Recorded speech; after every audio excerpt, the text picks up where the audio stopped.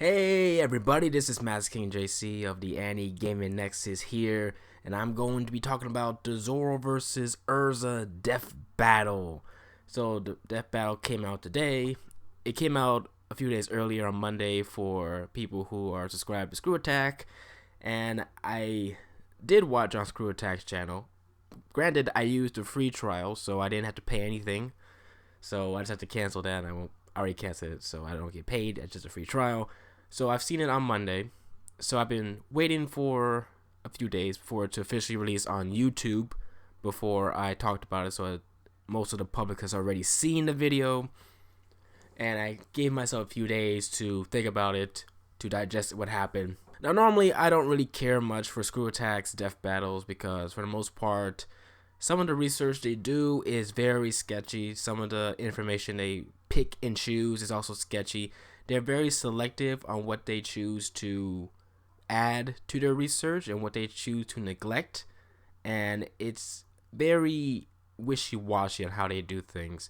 So it's a lot of bias when it comes to it. Like, not a whole lot of bias, but there's a fair amount of research bias when it comes to their quote-unquote research. If it's something that they know a lot about, and they're a little less biased when it comes to it, but if it's something they don't know about, then they just tend to really just do like general like wiki searching and stuff. So, but this death battle, I was happy with the events of what happened. And that's not just because, you know, my favorite character won, of course. It's because, well, they actually took some time to actually study on what's going on with the characters, or what's their feats are, where they land in power and strength and speed and yada yada yada. They took their time with that. I am granted on that. Although they were selective on certain things, which I'll touch on soon. So the Zoro versus Erza death battle. Right off the bat, I'm just gonna jump into the conclusion. If you guys already seen it, you guys should have seen it before. If you've already, if you're watching this, you haven't seen the death battle. What the hell are you thinking? Just watch the video already. Or just watch the fight. It's like 3 minutes. It's very short. The winner is Zoro. Zoro won. And I'm happy with the conclusion because, honestly, I am not, you guys already know this, I'm not a big fan of Fairy Tail. And I'm not happy just because, you know, I'm a One Piece fan and I don't really like Fairy Tail. I'm happy because they did Zoro right when it comes to how they portrayed his speed, his strength, his durability, and just how more skilled he is at the sword than Erza is. Now, granted, I haven't really read much of Fairy Tail, and I know Erza gets new armor later on. She does get a lot of ridiculously new abilities that are, in Fairy Tail logic, they don't really make sense, but by Fairy Tail's power, friendship, bullshit, they kind of do make sense. But Erza's whole stuff right here, the whole Nakagami armor, which I know is a more recent ability she got, the ability to cut space, dimensions, whatever, fuck that shit. Even if she had that armor, she still would have lost to Zoro because Zoro beat her in speed. Speed is the deciding factor. And he has more destructive energy output than Erza can handle. And granted, we haven't seen Zoro go all out in the New World. What he did against Pika when he sliced him in half, bisected him, that was just a test of what Zoro can do. He has not displayed any power that is on his full scale yet. So Zoro hasn't been tested at all. And I feel like ScrewAttack knew that when they did this death battle. As you saw in the video, Zoro was doing mostly basic stuff, like basic, 1080 pound cannon. He mostly just did like Santoryu as well, and he didn't seem to struggle. Like, even when Erza brought out that whatever, that silver armor, winged armor, I forgot what it's called. Like I said, I don't really watch Fairy Tail. When she brought the armor, she brought all those swords, which, for example, she's not really a swordman. She's just throwing on swords. Like, I mean, there's a difference between having swords and being skilled with a sword. Zoro was just cutting them down, like, he just cutting them down easily. Zoro had her beat in most stats because Zoro has tanked hits.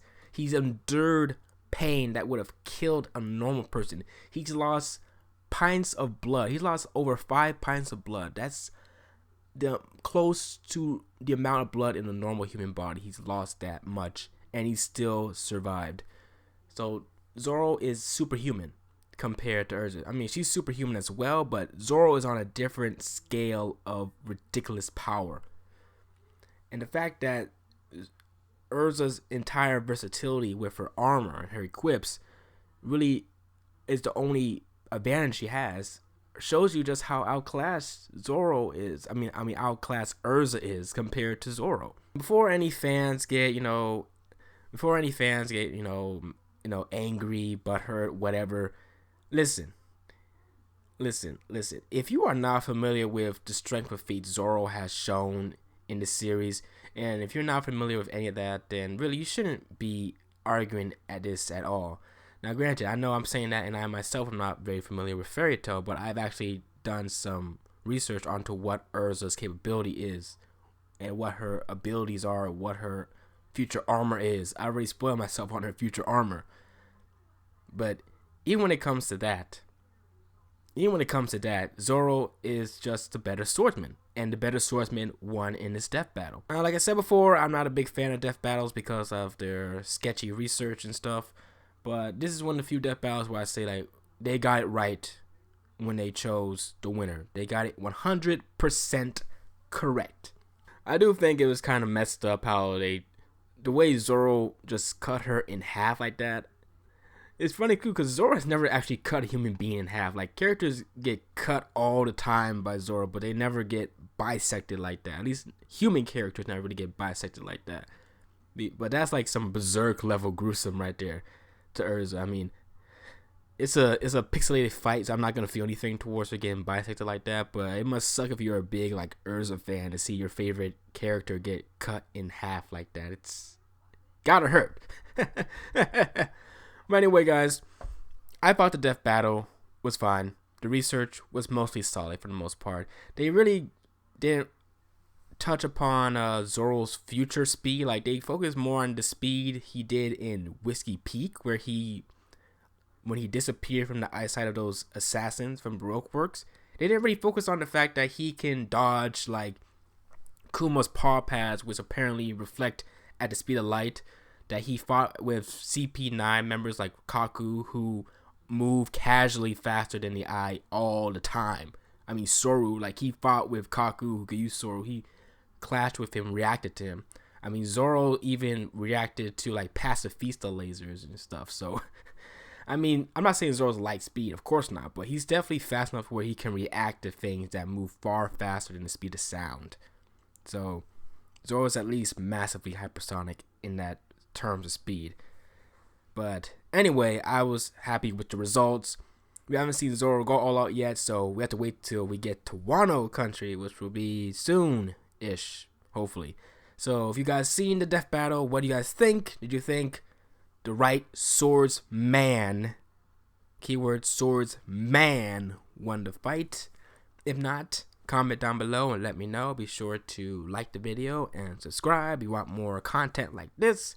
And I'll catch you guys again next time. Peace.